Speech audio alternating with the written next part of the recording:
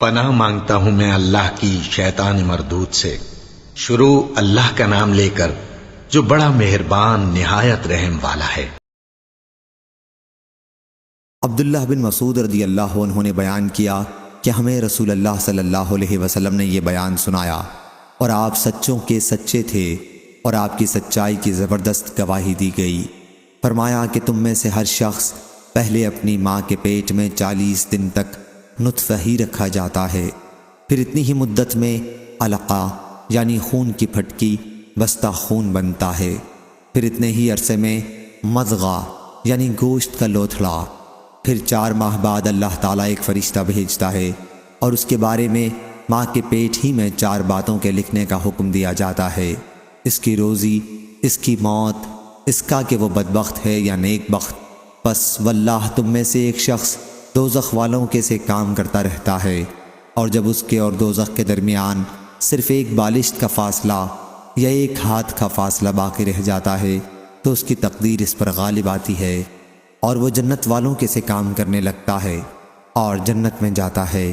اسی طرح ایک شخص جنت والوں کے سے کام کرتا رہتا ہے، اور جب اس کے اور جنت کے درمیان ایک ہاتھ کا فاصلہ باقی رہ جاتا ہے تو اس کی تقدیر اس پر غالب آتی ہے اور وہ دوزخ والوں کے کام کرنے لگتا ہے اور دوزخ میں جاتا ہے۔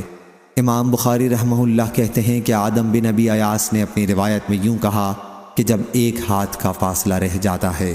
صحیح بخاری حدیث نمبر 6594۔ انس بن مالک رضی اللہ عنہ نے بیان کیا کہ نبی کریم صلی اللہ علیہ وسلم نے فرمایا، اللہ تعالیٰ نے رحم مادر پر ایک فرشتہ مقرر کر دیا ہے، اور وہ کہتا رہتا ہے کہ اے رب، یہ نطفہ قرار پایا ہے، اے رب اب علقہ یعنی جمع ہوا خون بن گیا ہے، اے رب اب مضغہ گوشت کا لوتھڑا بن گیا ہے۔ پھر جب اللہ تعالیٰ چاہتا ہے کہ اس کی پیدائش پوری کرے تو وہ پوچھتا ہے، اے رب لڑکا ہے یا لڑکی، نیک ہے یا برا، اس کی روزی کیا ہوگی، اس کی موت کب ہوگی۔ اسی طرح یہ سب باتیں ماں کے پیٹ ہی میں لکھ دی جاتی ہیں، دنیا میں اسی کے مطابق ظاہر ہوتا ہے۔ صحیح بخاری حدیث نمبر 6595۔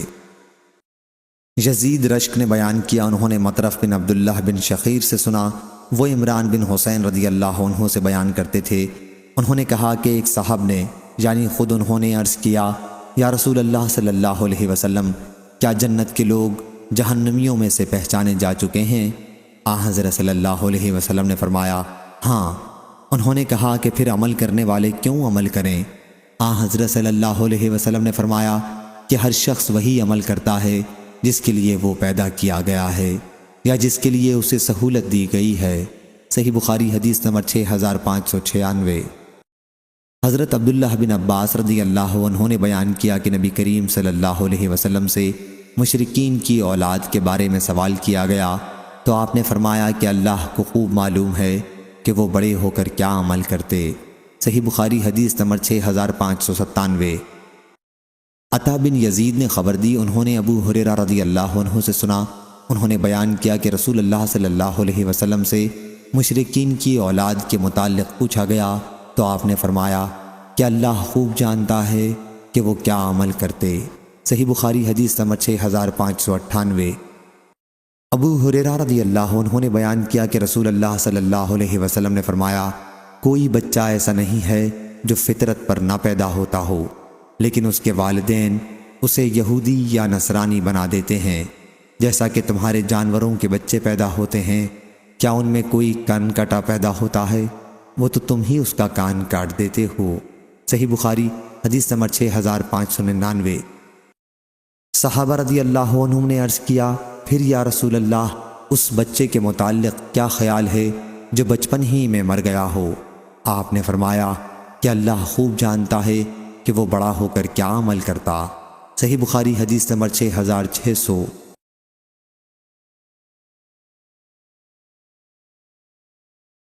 ابو ہریرہ رضی اللہ عنہ نے بیان کیا کہ رسول اللہ صلی اللہ علیہ وسلم نے فرمایا، کوئی عورت اپنی کسی دینی بہن کی طلاق کا مطالبہ شوہر سے نہ کرے کہ اس کے گھر کو اپنے ہی لیے خاص کرنا چاہے، بلکہ اسے نکاح دوسری عورت کی موجودگی میں بھی کر لینا چاہیے، کیونکہ اسے اتنا ہی ملے گا جتنا اس کے مقدر میں ہوگا۔ یہ حکم اس وقت ہے جبکہ عدل و انصاف کے ساتھ ہر دو کے حق ادا کر سکے۔ وَإِنْ خِفْتُمْ أَنْ لَا تَعْدِلُوا فَوَاحِدَةً، سورہ نساء آیت نمبر 3۔ اگر ہر دو بیویوں کے حقوق ادا نہ کر سکنے کا خوف ہو تو ایک ہی بہتر ہے۔ صحیح بخاری حدیث نمبر 6601۔ اسامہ رضی اللہ عنہ نے بیان کیا کہ میں نبی کریم صلی اللہ علیہ وسلم کی خدمت میں موجود تھا کہ آن حضرت صلی اللہ علیہ وسلم کی صاحبزادیوں میں سے ایک کا بلاوا آیا۔ آن حضرت صلی اللہ علیہ وسلم کی خدمت میں سعد، ابی بن کعب اور معاذ رضی اللہ عنہ موجود تھے۔ بلانے والے نے آ کر کہا کہ ان کا بچہ آن حضرت صلی اللہ علیہ وسلم کا نواسا نزع کی حالت میں ہے۔ آن حضرت صلی اللہ علیہ وسلم نے کہلا بھیجا کہ اللہ ہی کا ہے جو وہ لیتا ہے اور اللہ ہی کا ہے جو وہ دیتا ہے، اس لیے وہ صبر کریں اور اللہ سے اجر کی امید رکھیں۔ صحیح بخاری حدیث نمبر 6602۔ عبداللہ بن محیریز جمحی نے خبر دی، انہیں ابو سعید خدری رضی اللہ عنہ نے، کہ وہ نبی کریم صلی اللہ علیہ وسلم کے پاس بیٹھے ہوئے تھے کہ قبیلہ انصار کا ایک آدمی آیا اور عرض کیا، یا رسول اللہ صلی اللہ علیہ وسلم، ہم لونڈیوں سے ہم بستری کرتے ہیں اور مال سے محبت کرتے ہیں، آپ کا عزل کے بارے میں کیا خیال ہے؟ آن حضرت صلی اللہ علیہ وسلم نے فرمایا، اچھا تم ایسا کرتے ہو، تمہارے لیے کچھ قباحت نہیں اگر تم ایسا نہ کرو، کیونکہ جس جان کی بھی پیدائش اللہ نے لکھ دی ہے وہ ضرور پیدا ہو کر رہے گی۔ صحیح بخاری حدیث نمبر 6603۔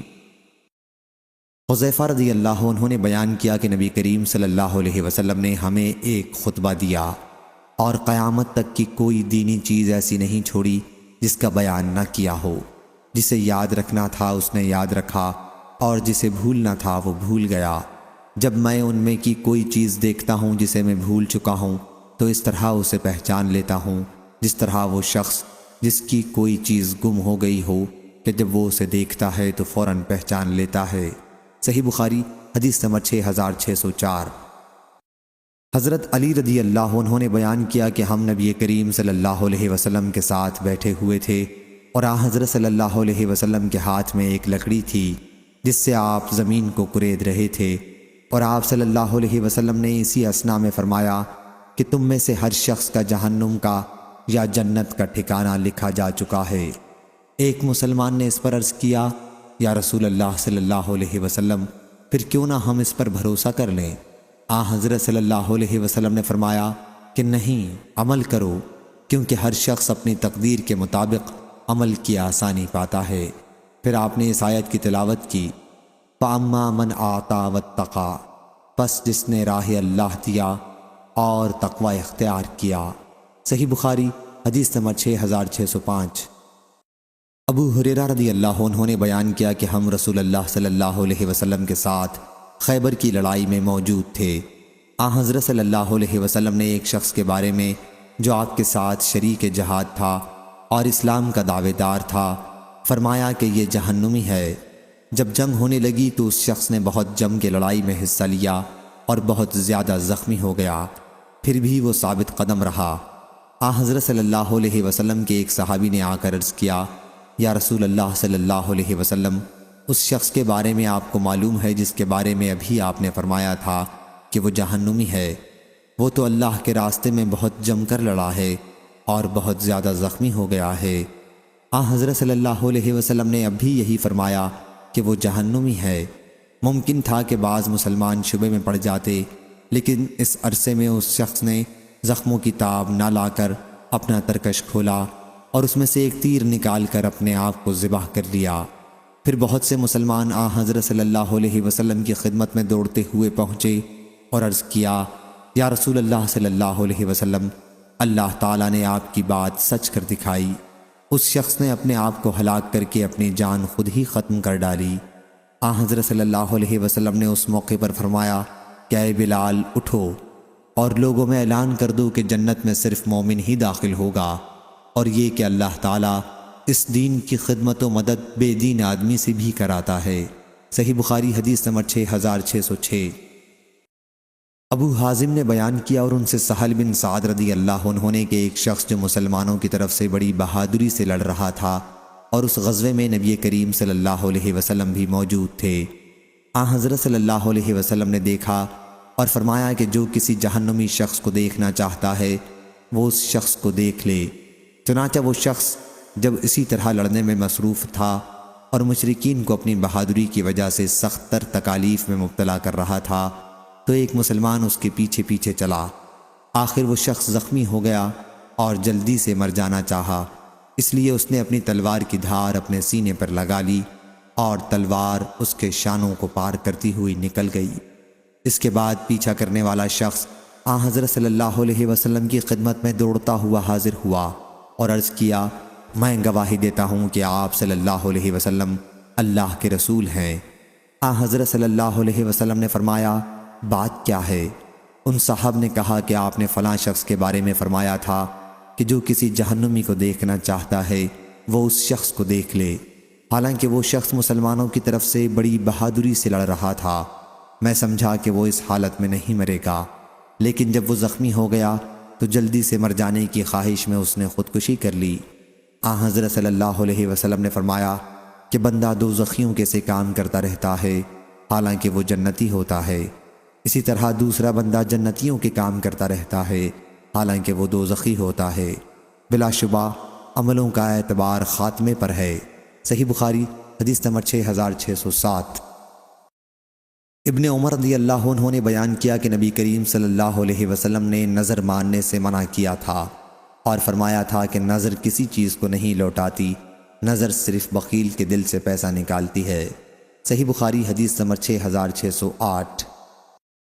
ابو ہریرہ رضی اللہ عنہ نے بیان کیا کہ نبی کریم صلی اللہ علیہ وسلم نے فرمایا، نظر منت انسان کو کوئی چیز نہیں دیتی جو میں رب نے اس کی تقدیر میں نہ لکھی ہو، بلکہ وہ تقدیر دیتی ہے جو میں رب نے اس کے لیے مقرر کر دی ہے، البتہ اس کے ذریعے میں بخیل کا مال نکلوا لیتا ہوں۔ صحیح بخاری حدیث نمبر 6609۔ ابو موسیٰ اشعری رضی اللہ عنہ نے بیان کیا کہ ہم رسول اللہ صلی اللہ علیہ وسلم کے ساتھ ایک غزوے میں تھے، اور جب بھی ہم کسی بلندی پر چڑھتے یا کسی نشیبی علاقے میں اترتے تو تکبیر بلند آواز سے کہتے۔ بیان کیا کہ پھر حضرت صلی اللہ علیہ وسلم ہمارے قریب آئے اور فرمایا، اے لوگو اپنے آپ پر رحم کرو، کیونکہ تم کسی بہرے یا غیر موجود کو نہیں پکارتے، بلکہ تم اس ذات کو پکارتے ہو جو بہت زیادہ سننے والا، بڑا دیکھنے والا ہے۔ پھر فرمایا، اے عبداللہ بن قیس، ابو موسیٰ اشعری رضی اللہ عنہ، کیا میں تمہیں ایک کلمہ نہ سکھا دوں جو جنت کے خزانوں میں سے ہے؟ وہ کلمہ ہے، لا حول ولا قوت الا باللہ، طاقت و قوت اللہ کے سوا اور کسی کے پاس نہیں۔ صحیح بخاری حدیث نمبر 6610۔ ابو سلمہ نے بیان کیا ان سے ابو سعید خدری رضی اللہ عنہ نے کہ نبی کریم صلی اللہ علیہ وسلم نے فرمایا، جب بھی کوئی شخص حاکم ہوتا ہے تو اس کے صلاح کار اور مشیر دو طرح کے ہوتے ہیں، ایک تو وہ جو اسے نیکی اور بھلائی کا حکم دیتے ہیں اور اس پر ابھارتے رہتے ہیں، اور دوسرے وہ جو اسے برائی کا حکم دیتے رہتے ہیں اور اس پر اسے ابھارتے رہتے ہیں، اور معصوم وہ ہے جسے اللہ محفوظ رکھے۔ صحیح بخاری حدیث نمبر 6611۔ ابو سلمہ نے بیان کیا ان سے ابو سعید خدری رضی اللہ عنہ نے کہ نبی کریم صلی اللہ علیہ وسلم نے فرمایا، جب بھی کوئی شخص حاکم ہوتا ہے تو اس کے صلاح کار اور مشیر دو طرح کے ہوتے ہیں، ایک تو وہ جو اسے نیکی اور بھلائی کا حکم دیتے ہیں اور اس پر ابھارتے رہتے ہیں، اور دوسرے وہ جو اسے برائی کا حکم دیتے رہتے ہیں اور اس پر اسے ابھارتے رہتے ہیں، اور معصوم وہ ہے جسے اللہ محفوظ رکھے۔ صحیح بخاری حدیث نمبر 6611۔ عمر بن دینار نے بیان کیا ان سے اکرمہ نے اور ان سے ابن عباس رضی اللہ عنہ نے آیت اور وہ رویا جو ہم نے تمہیں دکھایا ہے اسے ہم نے صرف لوگوں کے لیے آزمائش بنایا ہے کے متعلق کہا کہ اس سے مراد آنکھ کا دیکھنا ہے جو رسول اللہ صلی اللہ علیہ وسلم کو اس معراج کی رات میں دکھایا گیا تھا جب آپ کو بیت المقدس تک رات کو لے جایا گیا تھا۔ کہا کہ قرآن مجید میں الشجرۃ الملعونہ سے مراد زقوم کا درخت ہے۔ صحیح بخاری حدیث نمبر 6613۔ ابو ہریرہ رضی اللہ عنہ نے بیان کیا کہ نبی کریم صلی اللہ علیہ وسلم نے ارشاد فرمایا، آدم اور موسیٰ علیہ السلام نے مباحثہ کیا۔ موسیٰ علیہ السلام نے آدم علیہ السلام سے کہا، آدم آپ ہمارے باپ ہیں مگر آپ ہی نے ہمیں محروم کیا اور جنت سے نکالا۔ آدم علیہ السلام نے موسیٰ علیہ السلام سے کہا، موسیٰ، آپ کو اللہ تعالیٰ نے ہم کلامی کے لیے برگزیدہ کیا اور اپنے ہاتھ سے آپ کے لیے تورات کو لکھا۔ کیا آپ مجھے ایک ایسے کام پر ملامت کرتے ہیں جو اللہ تعالیٰ نے مجھے پیدا کرنے سے 40 سال پہلے میری تقدیر میں لکھ دیا تھا؟ آخر آدم علیہ السلام بحث میں موسیٰ علیہ السلام پر غالب آئے۔ 3 مرتبہ حضرت صلی اللہ علیہ وسلم نے یہ جملہ فرمایا۔ سفیان نے اسی اسناد سے بیان کیا، کہا ہم سے ابو زناد نے بیان کیا، ان سے اعرج نے، ان سے ابو ہریرہ رضی اللہ عنہ نے نبی کریم صلی اللہ علیہ وسلم سے پھر یہی حدیث نقل کی۔ صحیح بخاری حدیث نمبر 6614۔ مغیرہ بن شعبہ کے غلام وراد نے بیان کیا کہ معاویہ رضی اللہ عنہ نے مغیرہ بن شعبہ رضی اللہ عنہ کو لکھا، مجھے رسول اللہ صلی اللہ علیہ وسلم کی وہ دعا لکھ کر بھیجو جو تم نے حضرت صلی اللہ علیہ وسلم کو نماز کے بعد کرتے سنی ہے۔ چنانچہ مغیرہ رضی اللہ عنہ نے مجھ کو لکھوایا۔ انہوں نے کہا کہ میں نے نبی کریم صلی اللہ علیہ وسلم سے سنا ہے، حضرت صلی اللہ علیہ وسلم ہر فرض نماز کے بعد یہ دعا کیا کرتے تھے، اللہ کے سوا کوئی معبود نہیں، وہ ایک ہے، اس کا کوئی شریک نہیں۔ اے اللہ، جو تو دینا چاہے اسے کوئی روکنے والا نہیں، اور جو تو روکنا چاہے اسے کوئی دینے والا نہیں، اور تیرے سامنے دولت والے کی دولت کچھ کام نہیں دے سکتی۔ اور ابن جریج نے کہا کہ مجھ کو عبدہ نے خبر دی اور انہیں وراد نے خبر دی۔ پھر اس کے بعد میں معاویہ رضی اللہ عنہ کے یہاں گیا تو میں نے دیکھا کہ وہ لوگوں کو اس دعا کے پڑھنے کا حکم دے رہے تھے۔ صحیح بخاری حدیث نمبر 6615۔ حضرت ابو ہریرہ رضی اللہ عنہ نے بیان کیا کہ نبی کریم صلی اللہ علیہ وسلم نے فرمایا، اللہ سے پناہ مانگا کرو آزمائش کی مشقت، بدبختی کی پستی، برے خاتمے اور دشمن کے ہنسنے سے۔ صحیح بخاری حدیث نمبر 6616۔ عبداللہ رضی اللہ عنہ نے بیان کیا کہ اکثر نبی کریم صلی اللہ علیہ وسلم قسم کھایا کرتے تھے کہ نہیں، دلوں کو پھیرنے والے کی قسم۔ صحیح بخاری حدیث نمبر 6617۔ ابن عمر رضی اللہ عنہ نے بیان کیا کہ نبی کریم صلی اللہ علیہ وسلم نے ابن سیاد سے فرمایا کہ میں نے تیرے لیے ایک بات دل میں چھپا رکھی ہے، بتا وہ کیا ہے؟ اس نے کہا کہ دھواں۔ حضرت صلی اللہ علیہ وسلم نے فرمایا، بدبخت، اپنی حیثیت سے آگے نہ بڑھ۔ عمر رضی اللہ عنہ نے عرض کیا، آپ مجھے اجازت دیں تو میں اس کی گردن مار دوں۔ حضرت صلی اللہ علیہ وسلم نے فرمایا کہ اسے چھوڑ دو، اگر کہ وہی دجال ہوا تو تم اس پر قابو نہیں پا سکتے، اور اگر یہ وہ نہ ہوا تو اسے قتل کرنے میں تمہارے لیے کوئی بھلائی نہیں۔ صحیح بخاری حدیث نمبر 6618۔ عائشہ رضی اللہ عنہا نے خبر دی کہ انہوں نے رسول اللہ صلی اللہ علیہ وسلم سے طاعون کے متعلق پوچھا تو حضرت صلی اللہ علیہ وسلم نے فرمایا کہ یہ عذاب تھا اور اللہ تعالیٰ جس پر چاہتا تھا اسے بھیجتا تھا، پھر اللہ تعالیٰ نے اسے مومنوں کے لیے رحمت بنا دیا۔ کوئی بھی بندہ اگر کسی ایسے شہر میں ہے جس میں طاعون کی وبا پھوٹی ہوئی ہے اور وہ اس میں ٹھہرا ہے اور اس شہر سے بھاگا نہیں، صبر کیے ہوئے ہے اور اس پر اجر کا امیدوار ہے اور یقین رکھتا ہے کہ اس تک صرف وہی چیز پہنچ سکتی ہے جو اللہ تعالیٰ نے اس کی تقدیر میں لکھ دی ہے، تو اسے شہید کے برابر ثواب ملے گا۔ صحیح بخاری حدیث نمبر 6619۔ جریر نے خبر دی جو ابن حازم ہیں، انہیں ابو اسحاق نے ان سے برا بن عازب رضی اللہ عنہ نے کہا کہ میں نے غزوہ خندق کے دن رسول اللہ صلی اللہ علیہ وسلم کو دیکھا کہ آپ ہمارے ساتھ مٹی اٹھا رہے تھے اور یہ کہتے جاتے تھے، واللہ اگر اللہ نہ ہوتا تو ہم ہدایت نہ پا سکتے، نہ روزہ رکھ سکتے اور نہ نماز پڑھ سکتے، بس اے اللہ ہم پر سکینت نازل فرما، اور جب آمنا سامنا ہو تو ہمیں ثابت قدم رکھ۔ اور مشرکین نے ہم پر زیادتی کی ہے، جب وہ کسی فتنے کا ارادہ کرتے ہیں تو ہم انکار کرتے ہیں۔ صحیح بخاری حدیث نمبر 6620۔